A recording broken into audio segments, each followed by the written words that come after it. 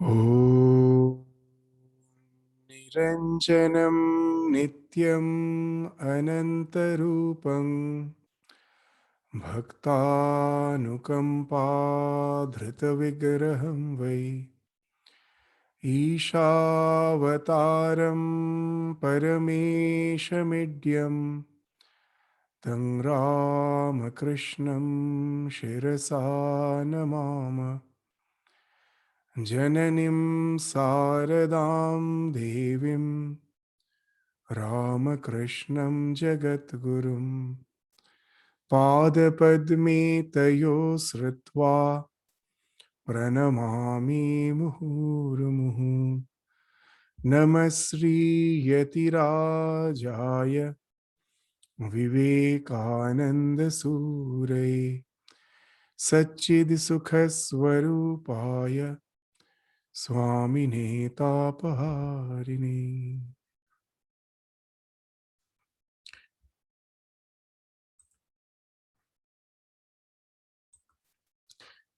So in the last class, we started with a new chapter of Swami Vivekananda's Karma Yoga, the 7th chapter.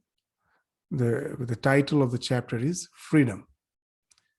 So in the last class, the portion which we have discussed is actually speaking of the idea that the laws which we interpret in the universe as the universal laws are actually not something there outside. It's the way we interpret the universe. The entire universe is the projection of the mind, and even whatever we are perceiving, that is the projection, and also the laws are the projection of the mind. The so-called laws are not out there. It is the way we map the reality. That's the thing we were indicating. That the reality as such can never be known, but for our day-to-day existence, the mind is mapping the reality for its convenience.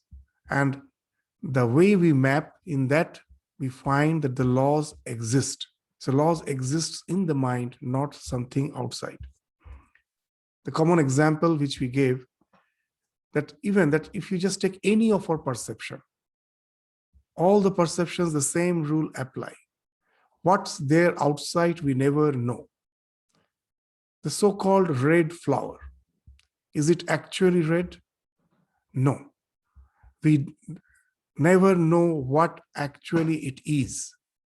Not only color, even its fragrance, its texture, nothing are the things which as such we say is its nature, are actually not outside there. It's the way my mind is projecting.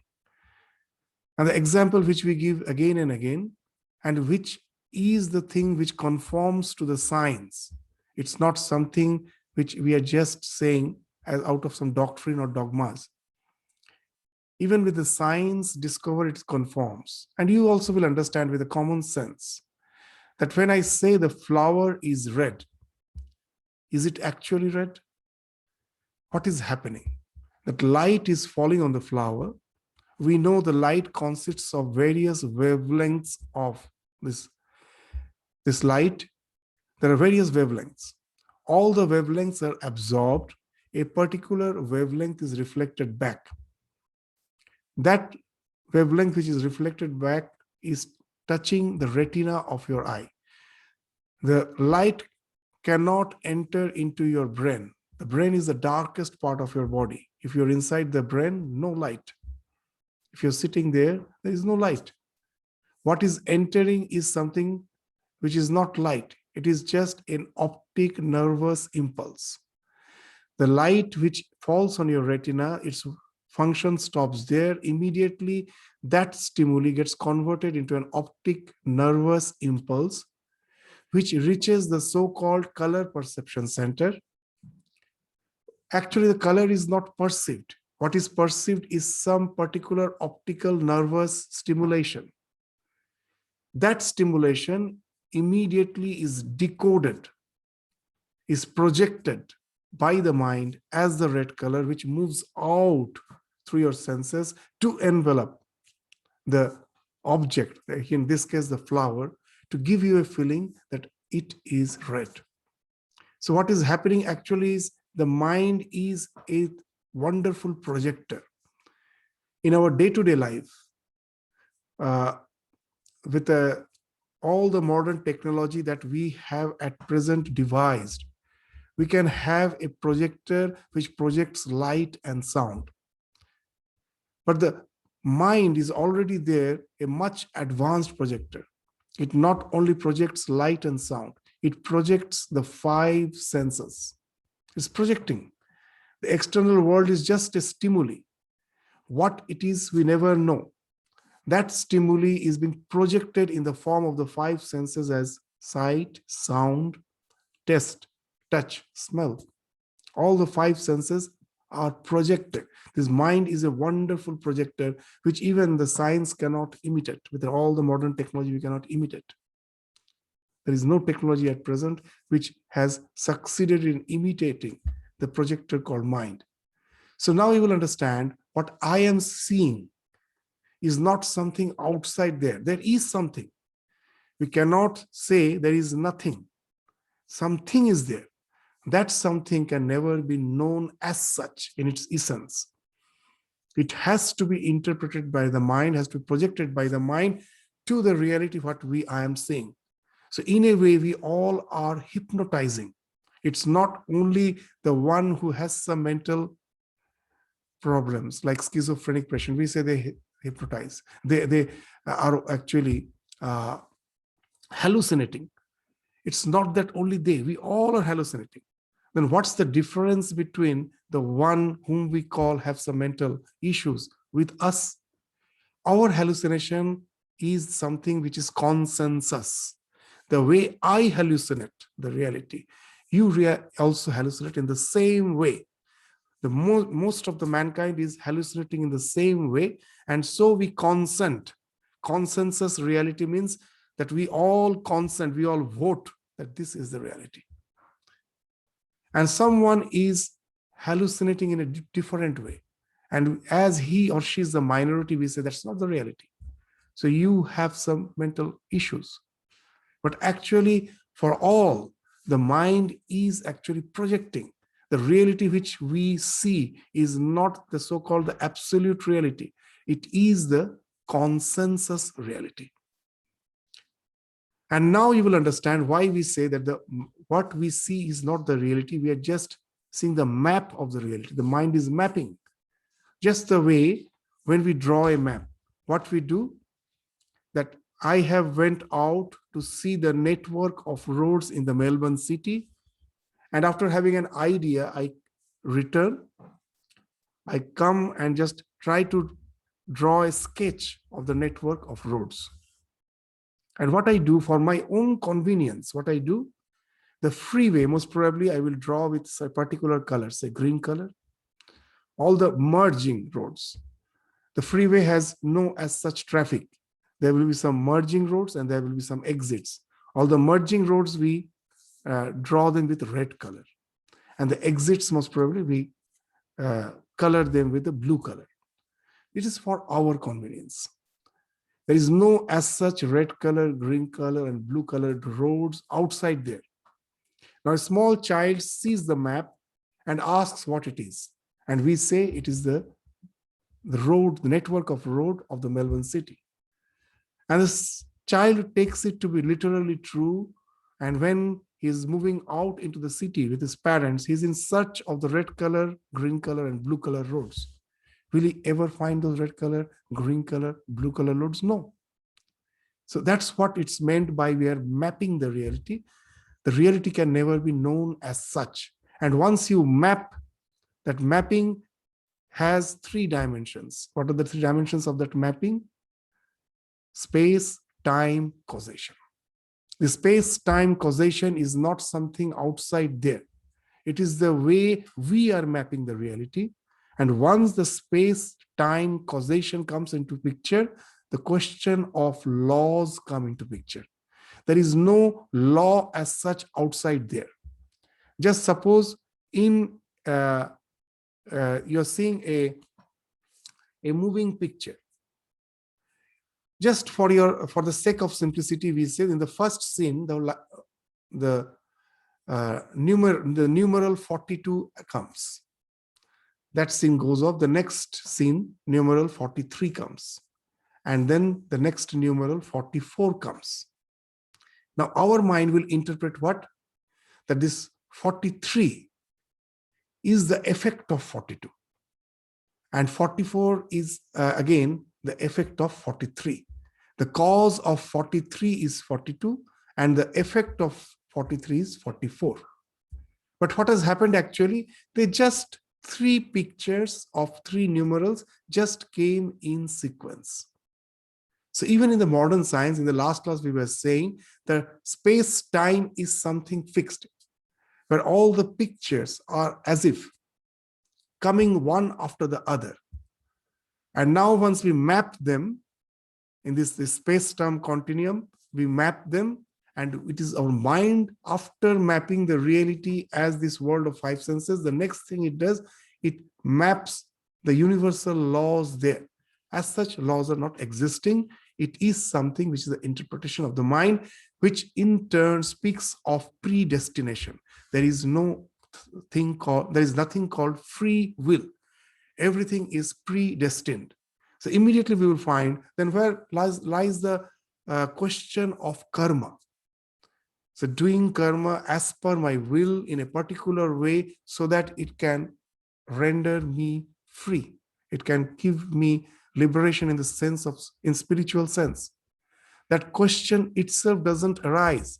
So that's the thing we came in this, that's the dilemma with which we ended the last class. So today, we will just resort to Swamiji's discussion. We won't enter directly to the Karma Yoga again. What has been described by Swamiji with the space-time causation, well, the same thing will be discussed by him as far as psychology is concerned. Is there anything called free will? So that's the thing we will find from the psychological point of view also. There is nothing called free will. The modern psychological discoveries also will actually substantiate to the fact what Swami Vivekananda is saying. So we will try to go through it and just try to discuss that how rational it is, whether all these things which Swamiji is saying from the scriptural point of view has the scientific background behind it.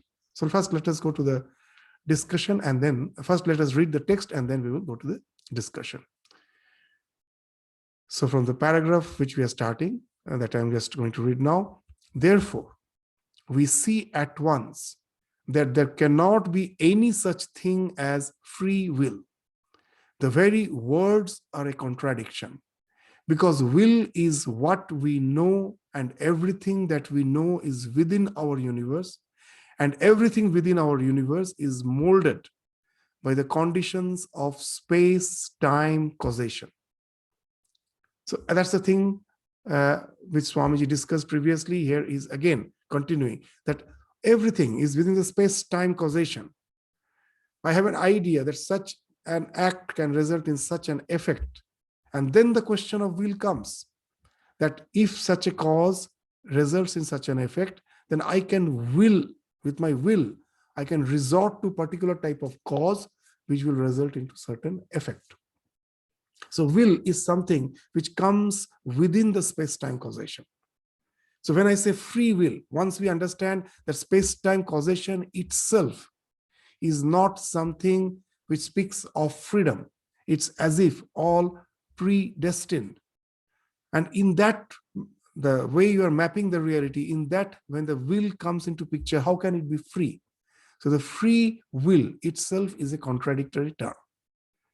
To make it still clearer, we will resort to some other psychological experiments, which you will find is really very interesting. We just read the next line and then we go to the discussion. Everything that we know or can possibly know must be subject to causation and that which obeys the law of causation cannot be free. So if certain cause is resulting in certain effect and which is fixed, to give a very simple example, that I think I have the free will whether to eat the chili or not, in the language of Sri Ramakrishna. Yes, I think I have the free will to have that choice whether to have the chili or not. Yes, to a certain extent that the free will is there, I can choose. But after eating the chili, I won't have that hot sensation. Is it going to happen? No. There, the law of cause and effect is fixed. If you don't eat, well and good, you don't feel that hot sensation. But if you eat, you are bound to feel that hot sensation. That I will eat the chili, but I won't have that hot sensation. That's never going to be. So this law of cause and effect is bound as such. There cannot be free will there. So everything we know must be subject to causation, and that which obeys the law of causation cannot be free. Now we will go to some psychological experiments by some famous universities, like the Max Planck University, which really speaks of some mystery as per our mind is concerned. The mind can behave in a way which we can sometimes say is quite spooky, ghostly. The one experiment is a very famous experiment. What's that? Which comes to the decision that all the decisions which we think we have taken at a particular moment has actually been taken at least 7 seconds earlier. A very simple experiment was done by the Max Planck University. What's that? That suppose you are asked to press a switch, and the option is, the moment you decide to press, you just press it. The moment the decision is taken, immediately you press it. You can do it with a left hand or right hand, whatever it may be. And it's a very simple device. The moment you press the key, immediately the time when you have pressed the key, that will be displayed in a display board. So this experiment has been done in innumerable times with many of the individuals. That when you think, immediately you press. And all the people have been asked, have you pressed the button the moment you thought that you should press it? They wrote yes. The time was displayed. Now, for all the individuals who was pressing the button, before the experiment started, their brain was kept under scanning, MRI scan. And then it was found very interestingly that at least, for in certain cases, it's even more, at least 7 seconds earlier, the brain has decided to press the button, and that also with which hand he's going to press the button, that has been decided at least 7 seconds earlier. But when you see the display board and you ask the man, and to be sure that were you guessing for some time? No. The moment I decided, I pressed, and it has been done innumerable number of times with innumerable people to have the same result.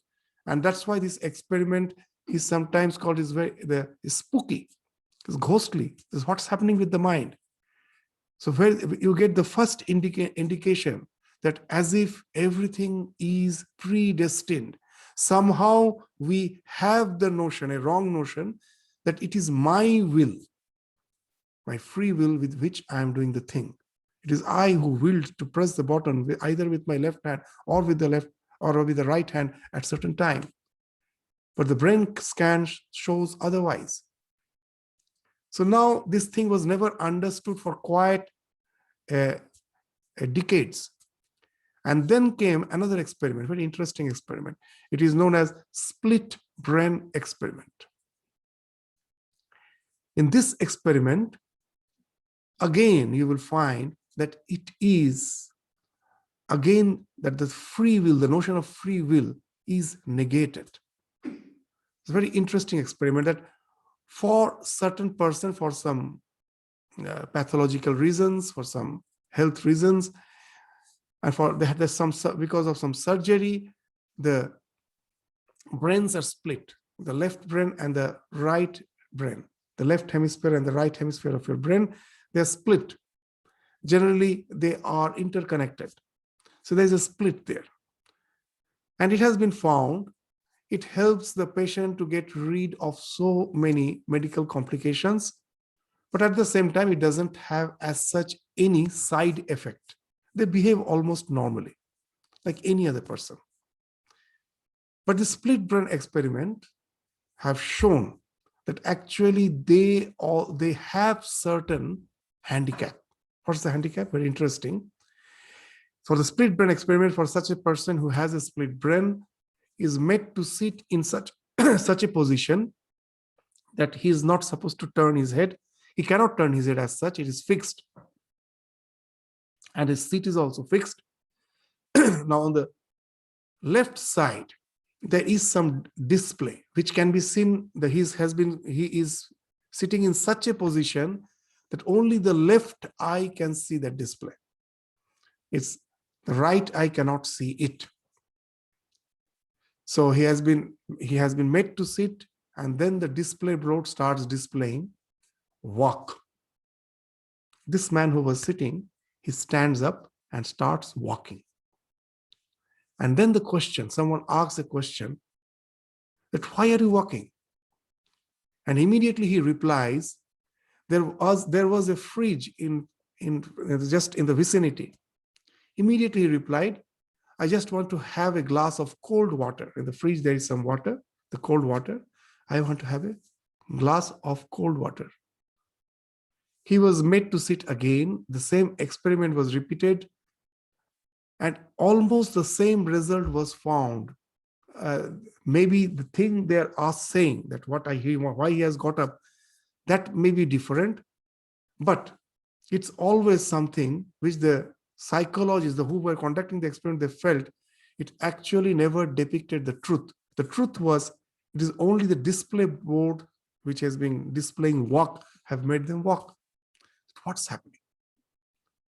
So now they found a very interesting thing, that because of the split in the left and the right brain, very interesting, there is a crisscross in our brain. What is perceived by your left eye, what you see by your left eye is actually perceived by the right brain. Whatever you see by your right eye is perceived by the left brain. Now the right hemisphere is autobiographic. It just interprets the thing as it is, what it has seen, that it will be recording.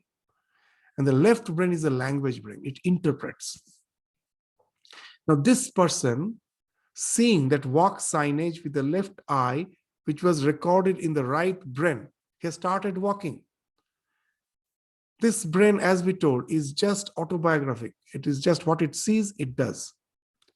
But as there is a split between the right and the left for this person, this message was not in any way transmitted to the left brain, the language brain. It was not transmitted.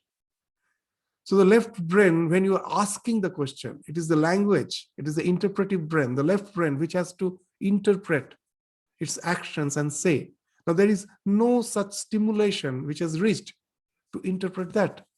So immediately it says something. It says, for such and such a reason. And very interesting, the person thinks I am genuine. I am not bluffing others. It's not that I have made up my mind, as I don't know why I'm walking, so I've made up my mind to say something and I'm telling, I'm saying a lie. No, he is 100% sure that he really wants that glass of water and is going. It's only the other person who feels he is not speaking the truth. And that's why this is just the basic experiment behind a book, a very famous research book on psychology. The title of the book is Why Everyone Else is a Hypocrite. You even sometimes don't know. You think I am genuine, but it may be seen by the others that you are not speaking the truth. What is happening, as we told, the right brain is the autobiographical brain, the left is the language brain. It is there, sitting there as the propaganda machine. It's the propaganda machine. Why it is there? In the process of our evolution, it's very natural. We never want to do some queer act so that the world says that you are a bit abnormal. We all want to prove ourselves to be effective, to be beneficial. So in psychology, they have coined the term benefactance. It is for the benefactance, the propaganda machine is there to interpret the things in such a way which make you believe that, yes, that's the reason. It is my free will. It is my choice, by which I'm saying that. And that's the thing you try to make others also believe. So now you will understand, is there something, now you will, whether that 7 seconds earlier decision-taking experiment, with this now you find certain reason. Yes, there is some reason where it makes me feel that I am taking decision, but the decision is already been taken. It happens. Now you may say, but we don't have the split brain. Yes, the split brain we don't have as such. There is no such surgical split, but the split is constantly happening because of our bias out of love, the mother's love for the child. That creates the bias, that creates the split. When someone says your child has done such and such thing, sometimes the mother doesn't believe. No, I know my child very well. When the teacher gives some complaints, sometimes it becomes very difficult for the parent to believe that those things the child can do. When you're watching a match, you will find that for certain reason, the two teams or the fan who are watching the match, they come to fight. There can be a tremendous that fight in the stadium. And now you go and interview, just take the interview of both the fans of both the teams. And both the teams will say that they are right, the other person is wrong. Anywhere you go to the jail, you ask the so-called criminal, what's the cause of the crime? Most of the time you will find he's justifying himself. In this world, it is never the fight between the right and the wrong. It is always the fight of perspectives. No one thinks that, yes, I have decided to do the wrong thing. Everyone thinks, my decision is right. There is something wrong with the other person. There are so many experiments. Very funny experiments are there. You will find some books are co-authored. The two authors are there. Now, individually, interview was taken for both the authors, or if there are 3 authors, that yes, this book has been co-authored. Now, what's the percentage of your contribution? And when they are added, the contribution which they say, it's always invariably more than 100%. It's always invariably more than 100%. It's never 100%. Everyone wants to prove that their role was much more. There are so many funny experiments. If someone has met a very terrible accident, road accident, while driving the car, and most probably is lying in the hospital, very severely injured, with all the plasters, with bandages, and you go and ask him that who is at fault? Invariably, it's the others. And not only that, if there is a gradation of say 5 or 10, there's a gradation of 10 grades. Where will you keep your grade? The grade they keep is almost equivalent to the test drivers. When a driver is supposed to, when the vehicle is supposed to be released to the market, before that they have to go for a test driving. It's a very challenging driving. The slopes will be unnatural, very high. The test drivers, the grades which they have, that's the grade which even the ordinary beings put their grades there.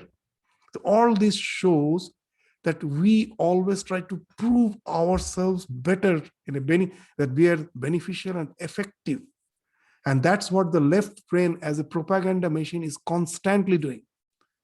It is deluding us, for which we are not aware. At the same time, it is trying to try to delude the entire world. Everywhere it is happening. That's why it's so difficult to explain others that you are wrong. You can never explain. So why we are saying this is, again, is there something really called free will, or it is the mind which is somehow fooling us as well as the world? That when Sri Ramakrishna says the entire sadhana, spiritual practice, is nothing but to make the mind conform to your speech. Now you will find that what a wonderful thing he's saying in relation to the split brain experiment.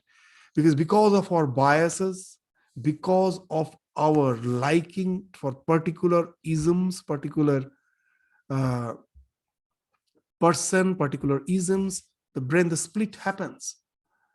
And our mind, even unknowingly, our mind never conforms to our speech. So again, what's the basic reason behind it? There are so many experiments. You will find that the words which are told in the scriptures, these perennial values, is as the science is developing. That's what Swamiji told again and again, that I'm never afraid of the discovery of the science. The more the science develops, the more the core values of the Vedantic teaching will shine forth. That's what he told. Every religion has some superstitions built up in time. He told very nicely that all the superstitions, those wrong beliefs, they will fall off. But the core teaching will shine forth. And that's what is happening. You'll find how interestingly it's just speaking the same thing as has been spoken of in the scriptures. A very interesting thing, that after all, still we don't find the explanation, proper explanation, that why it is happening. Is there nothing called free will? We feel there is free will. There is nothing called free will. Now in the science, they say, very interesting thing in psychology, the concept of mental modules, that there is not one mind. Even in Yoga Sutra, we will find that concept is there. That in the 4th chapter, they deal with it. Nirmana Chitta, the concept of Nirmana Chitta. I find it so similar to the concept of these mental modules.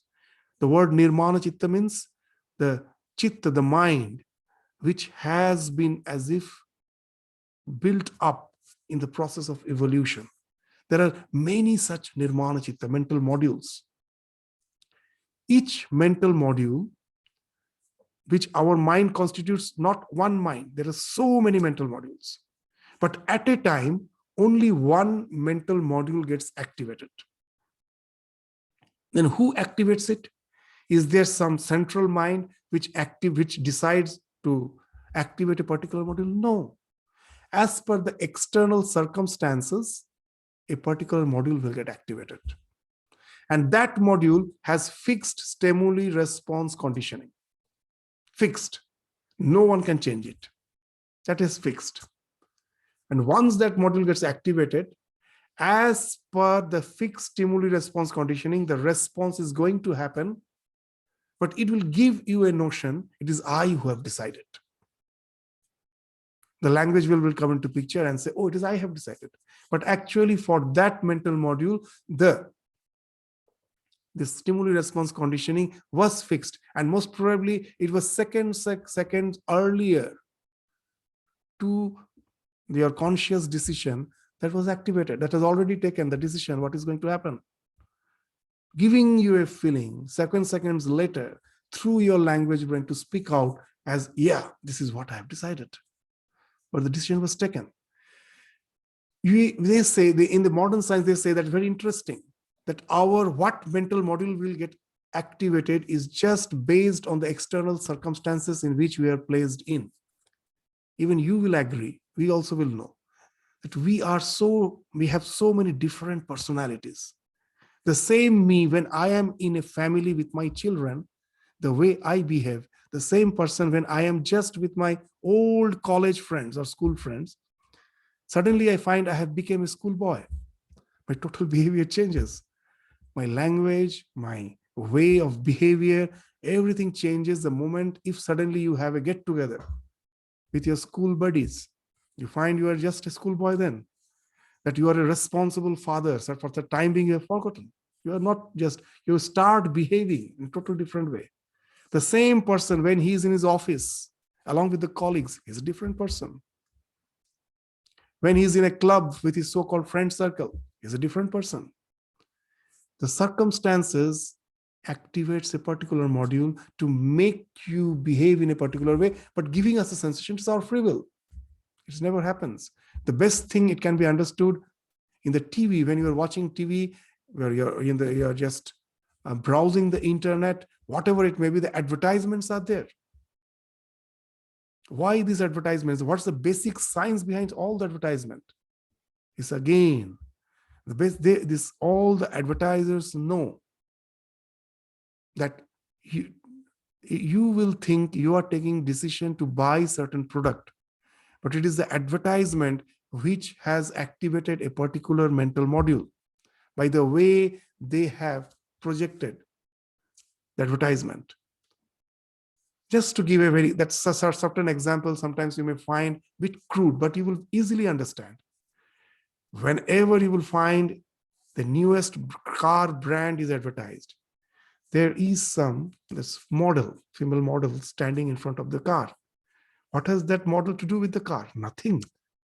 Now you will understand why she is there. To activate a particular module to draw your attention. The car itself most probably cannot draw your attention. That will draw your attention by activating some other module. And then you get motivated to buy the car. The entire world of advertisement is based on that, which gives you a feeling that you are taking the decision, but you are not. A particular mental module with its fixed stimuli response conditioning is already there, which as per the circumstances gets activated, and you take the decision. We will speak of a really wonderful experiment. In some other context, we most probably have discussed, but we will just take this occasion to make this idea more lucid. That a real experiment has been conducted to find that how is the mental modules which takes decisions, not we. There's nothing called free will. What's the experiment? That a group of students for some advanced course, when it was a short course for just 6 months, where they got some leave from their work for that study. They came with their family. They were staying in the university campus along with their family, most probably the wife, and if they have children, most probably the children, during that course, a short course, not even 6 months, for a few weeks. And the course was devised in such a way that in the middle, after 2 weeks, most probably the course will be for another 1 week, but before it ends, before the completion, there will be an excursion. There will be a tour, educational excursion. They have to go to some remote place. Now, while going by train, they have to get down in a place at night. It is a country town.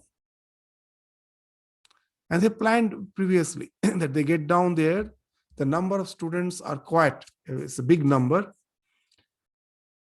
So immediately they won't go for the hotel to stay overnight and start their journey next day morning. First, they will go to watch some movie. After the movie, that they will decide wherever they want to stay. As that it is a country town, it is a small place. Most probably just in the center of the town, there is not sufficient accommodation for all to be accommodated. A few may have to go bit into the remote place. There are also some accommodations. Now, if we just ask them to choose, all may think of staying in the same, say in the center of the town. And now it is you who have to say there is no place. So that way you have to deny someone. So the one who were conducting the experiment, they thought, let us conduct the experiment in such a way that the decisions will be taken by the people in such a way that there will be a natural distribution. We won't have to say that you are forced, you are denied to stay here, you have to stay there. Let us make our work easy. How? Now, when there's in this movie complex, so many movies are going on. So you can enter any of the movie. Okay, some entered a movie which was a family adventure movie. And some other entered another movie which was a horror movie. After the movie, when they came out, now the choice was kept before them. Where do you want to stay? Very interesting. Those who watched the horror movie, they all chose to stay in the humdrum, in the center, where, that city, that a lot of activities are going on, small town. They all wanted to stay in the hub. And all others who went for the family adventure movie, they wanted to go to the remote place.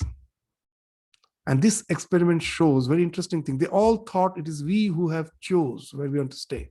But what has happened, those who went for the horror movie, so we are built up in such a way.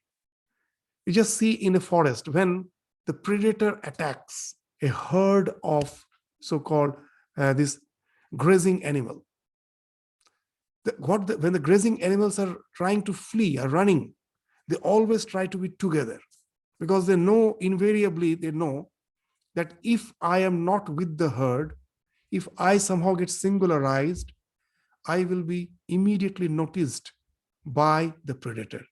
And the chances that I will be the one who will be the victim is more. So I have to be in the herd. Most probably I may be saved, because I am getting mixed with the herd. So whenever we are in this some danger, we always want to be in the herd. So there's a protection module, there's a self-protection mental module that got activated for all those who went for the horror movie. And again, when we are with the family, of course, we always want to have our own time. So this kith and kin module, the family module, there's a different module that got activated for those who went for the adventure movie. They wanted to be in the remote place. So you see, there are so many such modules. They get activated as per the circumstances, making you think that it is you who are deciding, but actually the decision is taken by the stimuli response condition, which is already fixed by the module. So now you will understand that why it is being mentioned, that actually there is nothing called free will. If you take the space-time causation as the standpoint, from there we find we cannot define about the free will. If we take our psychology or mind into consideration, there is nothing called free will. Let us just continue with the text to understand that where the karma yoga comes into picture. But that which has become converted into the will, which was not the will before, but which, when it fell into the mold of space, time, and causation, became converted into the human will, is free. And when this will get out of this mold of space, time, and causation, it will be free again. From freedom it comes and becomes molded into this bondage, and it gets out and goes back to freedom again. So what Swamiji is saying here, in some other place he has explained in a very nice way, that if there is no free will, why we feel that we are free? That moment the conscious principle, which is beyond space, time, causation, which is the real me, it comes in association with the mind, it takes the reflection to be the reality. I am standing in front of a reservoir and seeing my reflection, I take the reflection to be real. That has happened with us.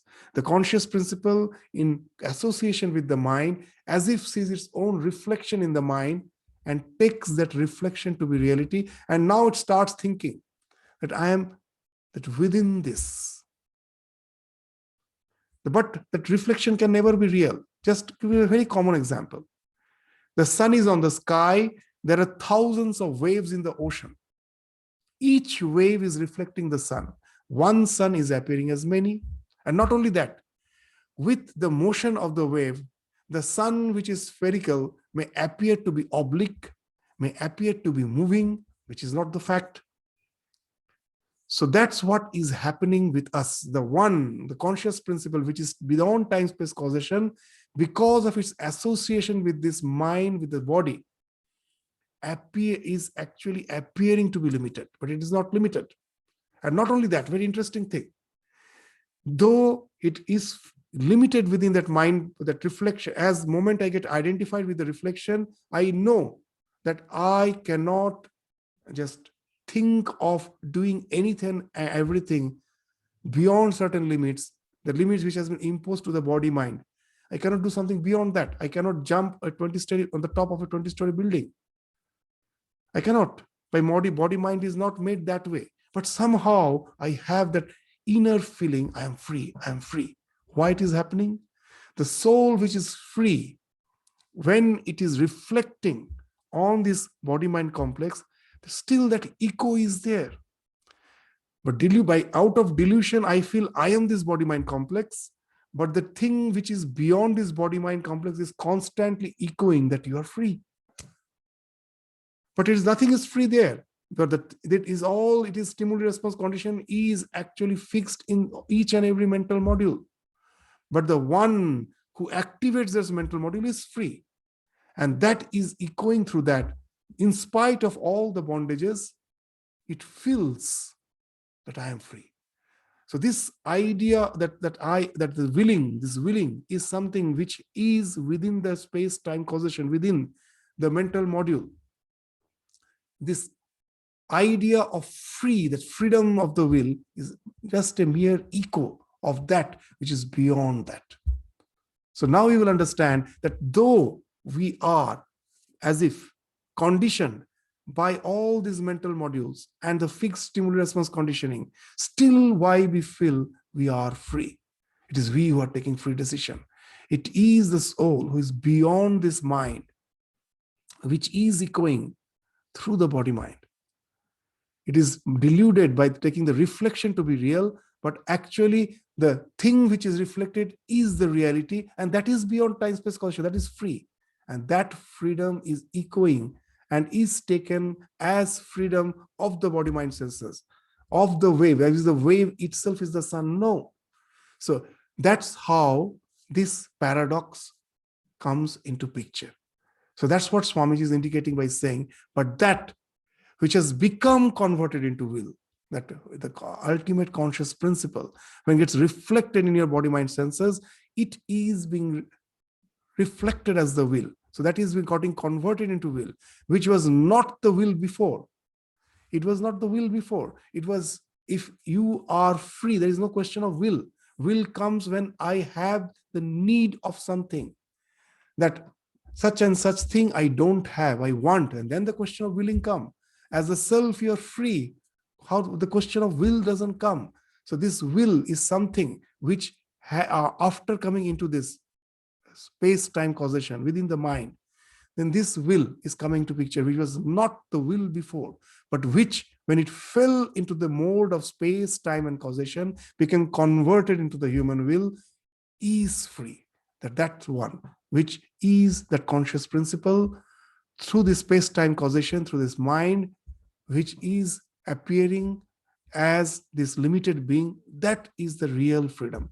The map is never the free, it doesn't speak of freedom, but the thing of which you have drawn the map, that is free. That's the ultimate conscious principle. And when this will get out of this mold of space, time, and causation, it will be free again. From freedom, it comes and becomes molded into this bondage, and it gets out and goes back to freedom again. So now he will come gradually to the concept of where the karma yoga comes to the picture. He has just first described the state of our existence, and gradually he will come to that how karma yoga comes to the picture with this state of our existence. So let us go to the text, and gradually we will come to the main point of this discussion. The question has been raised as to from whom this universe comes, in whom it rests, and to whom it goes. And the answer has been given that from freedom it comes, in bondage it rests, and goes back to that freedom again. So when we speak of man as no other than that infinite being which is manifesting itself, we mean that only one very small part thereof is man. This body and this mind, which we see, are only one part of the whole, only one spot of the infinite being. The whole universe is only one speck of the infinite being, and all our laws, our bondages, our joys, and our sorrows our happiness, and our expectations are only within this small universe. All our progression and degradation are within its small compass. The examples helps us to understand this. What Swamiji is speaking, there's a wonderful example in science. What that example, when there's even a scientist try to relate to the commoners like us, they resort to these examples, just the way a spiritual mystic who has went to the realization try to explain his realization to the mankind, to the humankind. Again, they also resort to parables. Otherwise, it is so sublime. For us to understand is almost impossible. So I will just speak of an example which is spoken by some scientists. Very interesting. That to say that this perceptible world alone is the reality is like saying what? Suppose you have gone out to the ocean for fishing with a fish net, and you throw the fish net in the ocean, and the fish net, each of this groove of the net, when there's the net will have the grooves. Suppose it's the groove of the nets, the dimension, the length and the breadth of each groove, the rectangular groove or the square grooves, say is 1 mm by 1 mm, 1 millimeter by 1 millimeter. So you throw the net, and when you pull up the net, you find many things has been caught, but nothing what has been caught is never smaller than 1 millimeter. It is bound to be bigger than 1 millimeter. And now you come to the conclusion that in the ocean, there is no creature which is smaller than 1 millimeter. What a nice example he's giving. That's what is happening with us. The world outside, what we see, is being as if fished by the fish net of these 5 senses. These 5 senses are like the fish net. We are throwing it. Whatever is within the limitation of that perception is perceived. And we say this is the world. Anything which have passed through that net is not within the vicinity of our perception. And we say it doesn't exist. So it's as good as that. Even that example which we give, that when I see the spectrum, this white light is breaking to the spectrum of 7 colors. I say, even in science book, you find that the white light breaks into the 7 spectrums. But is it right? Even scientifically, it is not right. Why? Actually, our eyes can see from violet to red. This is the band which I can see. I cannot see ultraviolet light. I cannot see infrared light. There are innumerable bands below the red. There are innumerable bands beyond the violet. I cannot see. So now if I say there are only 7 spectrums, 7 bands into which this light has actually broken, it's a false statement. There is so many spectrums which is beyond my perception. So that's the thing Swamiji is saying, that whatever we are interpreting as laws, as this world, is only the thing which comes within the domain of our mind.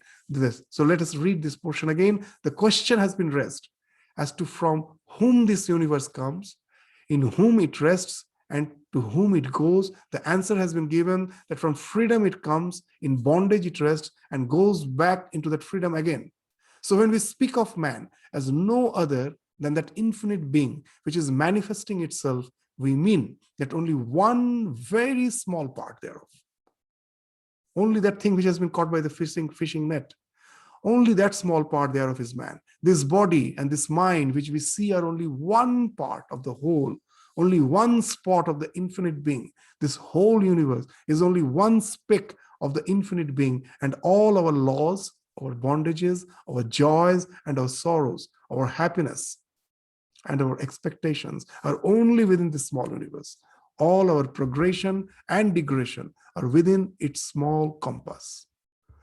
So you see how childish it is to expect a continuation of this universe, the creation of our minds, and to expect to go to heaven, which after all must mean only a repetition of this world that we know.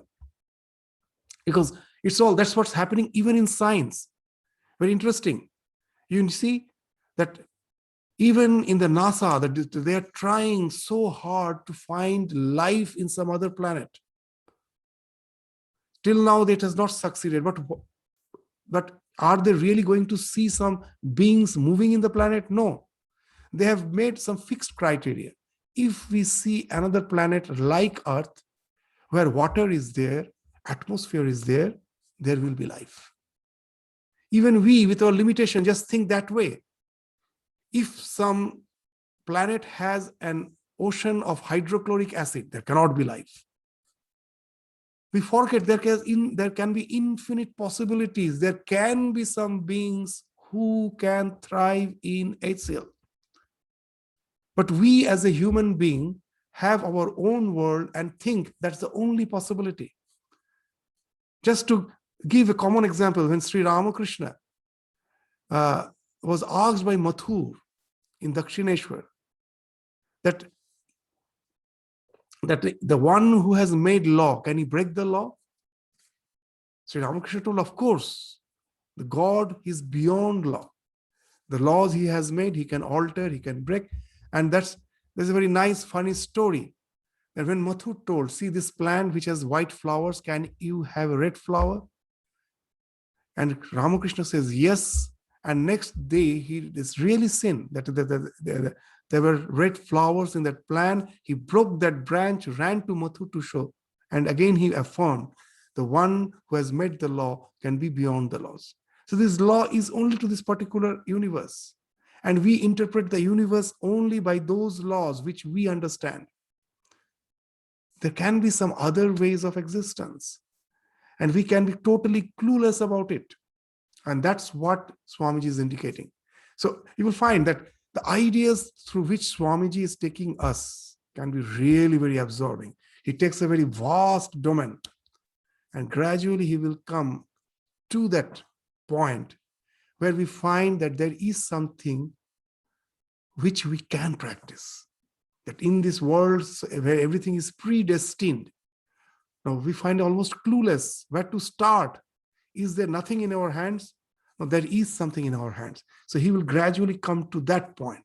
So today also most probably we couldn't enter there, but we will, of course, as we continue. So in the next class, we will continue with this lecture. This freedom lecture is very interesting. You know, as Swami is going to conclude this Karma Yoga discussion in 8 chapters, he's almost coming to the conclusion. So the more he's coming to the end, you will find the more this all compassing is becoming his lectures. He's taking a huge purview from which he will come to the point to give a conviction. Why he is taking such a huge purview?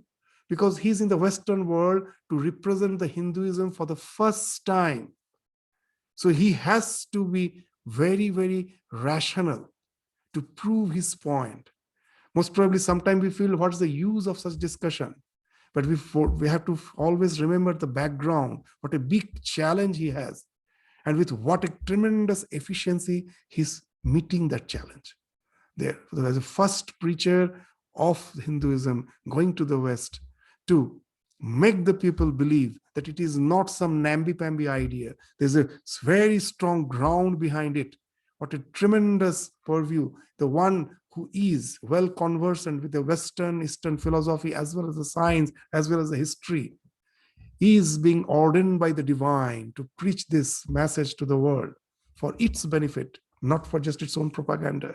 And we find this message is really valuable, and it becomes more valuable if we really try to decipher, try to understand the crux of it, from which standpoint he's saying. It's almost impossible to understand from which standpoint Swamiji is saying, but we with our all limitations, the more we try to understand, the more we are benefited. So that's what we will continue trying to do again in the next class. With this, we stop our discussion today. So thank you all. Namaskars.